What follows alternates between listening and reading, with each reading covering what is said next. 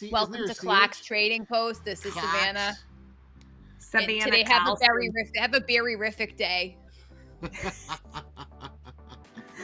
But there you go. So you gotta look it Today's up. episode, ladies, is brought to you by Clacks Trading Post. You crotchety Lincoln, old New man, Hampshire. you crotchety old In goat, Lincoln, or New whatever it is. Hampshire. You old goat. All right, ladies, you are far Okay. from old goats. So here we go. 3, 2, 1. The best leadership happens when you step away for 10 minutes. This is Back in 10. Hey everyone, welcome to Back in 10. I'm Savannah. And I'm Jen. And today we would like to chat about creating patient advocates and transforming those satisfied patients into your very own practice ambassadors. Yes, Queen. Pull my feather out for that one. Whew. There you go. That was good. A happy patient is absolutely, hands down, your best marketing tool you can have. And encouraging these patients to be ambassadors for your practice, whether it's in the form of writing a review, it could be small touches, handwritten notes that you can also post for other patients. It's your best marketing right there. Mm-hmm. Jen, Yeah. are there any systems that you've seen in practices that really helped amplify the patient experience to make them an ambassador? Yeah, I think there's a few, and a lot of them require a human touch, and it's not always a electronic solution, I'll say. So there is some amazing different resources that you can do to try to help to get reviews, like Google reviews and things like that, right? Mm-hmm. But what I have found is like new patients that come in, have everyone on the team like sign a thank you card, right? Thank you for choosing to be, part of our family, part of our dental family. The other thing you can do too is choose a star of the day or star of the week. And you do that at your huddle and really just just make that patient a showstopper, right? Like, this is the person that we're going to choose today. Write them a thank you card, or we're so grateful that you're our patient. There's so many different things. And then everyone on the team just knows that they're the star of the day and you're just going even more above and beyond for them. And again, send them a card. I love that. That fosters like a really happy culture, and team members can really see themselves as a full part of the patient experience and the practice's reputation. I love the star of the day. That's so Yeah. clever. I would use that. There's another one that I've done before. We called it a acronym, a CET, a care enough to share. So we had these little cards, and it was essentially like 2 business cards together, like that kind of. But on the front of it, it had like our office logo and everything. And on the inside, it would have our practice information that they could, scan a QR code. They could come into the office, and then we would give them to our team members. And the team members would choose patients that they wanted more of. So you never ask for a referral from a patient that you're not really a fan of. No. You don't want more of them. That patient who doesn't pay their bill, we don't want more patients who don't pay that their they're bill. late all the time or they don't show, right? The one time that they show is the one time that you're like not expecting. But the care enough to share was you looked in your schedule and you found a few patients that you would hope that they would share their experience with others. And then that team member would put their initials on the back of it, and that person would physically give that card to someone and say, we really, we want you to do that. And when they brought it into the office, not only do you acknowledge the team member because their initials were on the back of the card, but you could also acknowledge that patient. And now you can't say like, thank you for referring John Smith to our office, but you could send them a thank you card and say, thank you for referring your friends and family to us. Or an email isn't as Effective. people just throw them away. Yeah. It's not personal, but if you have everyone on your team sign that card, don't just sign it like from the team have every single person on your team sign that card. It doesn't take a lot of time. You could pre-sign No, them. Have exactly. an afternoon. You just have a coffee break with your team or have a team meeting and just pass them around and everyone just sign them. Yep. It's like it's like an autograph day. Have everyone do it. And just have those ready and have them prepared. But it's amazing that personal touch that is not electronic. Yeah. That is something that they can physically have in their hand, how much it means to them. Mm-hmm. I agree. And that even extends to asking for reviews too. I'm going back to the human touch, right? Yeah. Many practices are so reliant now on AI and automation that they totally miss that human touch step. You could send out this Google review to every patient with a prophy code that gets walked out, but no one's gonna acknowledge it because you didn't acknowledge it from the get-go. Hey, Mm-hmm. Susie. Susie is just our avatar Sure. for Yeah. patients. Mm-hmm. Hey, Susie, I'm so glad that your cleaning went so well and that you really, really loved the pearl X-ray that we took today. Would you be willing to write a review about your experience with that? Mm-hmm. I'll send you the link after your appointment. If you have that first human touch point, the success rate of getting that review goes up dramatically. So I love what you said. You need to have the human side. You can have AI automation. That's your means of acquiring it, Mm-hmm. but you need to have that first touch point. Yeah. And honestly, love that. And I think if you want to automate it for your team to make it less time, what you could do is all of those patients that you've had those conversations with, right? Whether you have a schedule or a code or something that like you put up on the schedule, if your team has asked for a review, whether they put an asterisk or highlight a printed schedule, whatever it may be, at the end of the day, you could have someone responsible for going into that patient communication system in the schedule and just click all the ones you wanted to send it to and personalize it though. So you can say, say they saw me today, I'm their hygienist. Yeah. Thank you so much for coming in seeing Jen today. She really enjoyed seeing you. We would really appreciate if you wrote a review like we talked about in the office or XYZ or something like that, but make it personal to that provider that they saw or the person that asked them. So even if it was you, just put it out there, but making that personal too, that automation personal and not, please write us a review for your experience today. It's so blah. It is blah. It is blah. It's I love asking for reviews. Well, I mean, I think it's because I love making sure that the patient has a phenomenal experience. I don't want them to have anything less than that. Right. So I want to be at the point where and you get a review and you get a review. I want to Oprah Winfrey the hell out of reviews in patient practices.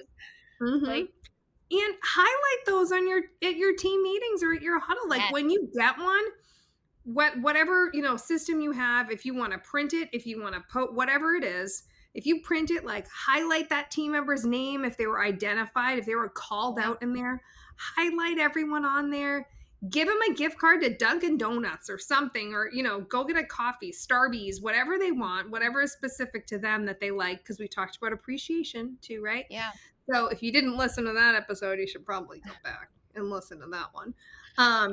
But just do those things for your team too, because they're going to want to go the extra mile, and just be proud. I think when you're showing how proud you are of your team and of your technology and all of those things, they just flow. It just happens. And that positive review, that 5-star review, that thumbs up wherever it is, or that heart on, a story on your socials, that is because of the way you and your team cared for that patient. And I think it's Mhm. really good to voice that to your team too. Hey, Jen, Susie had a great experience. Thank you for the way you cared for her. Mhm. It made her day that much better. Mhm. And to bring her back to being an ambassador, Susie, oh my God, you got engaged? Your your fiance doesn't come to the dentist here? Well, you need to get him on the phone so we can get him an appointment for his wedding. You don't want Mhm. janky teeth for your wedding pictures. Come on, Mhm. girl. You want to You don't prepay need for some whitening? right now we're like we're gonna be we should have a wedding episode.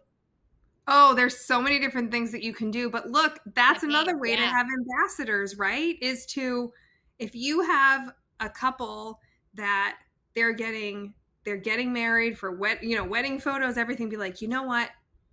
I want to gift you this because you have been a patient for so long. And I want to gift this to you. Mhm. Why not? Why And not? honestly, there's so many different whitening products out there No. too. It doesn't even need to be anything that takes chair time.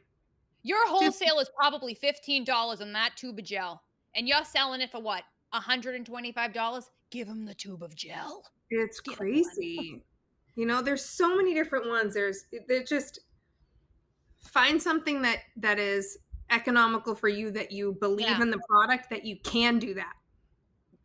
True. True.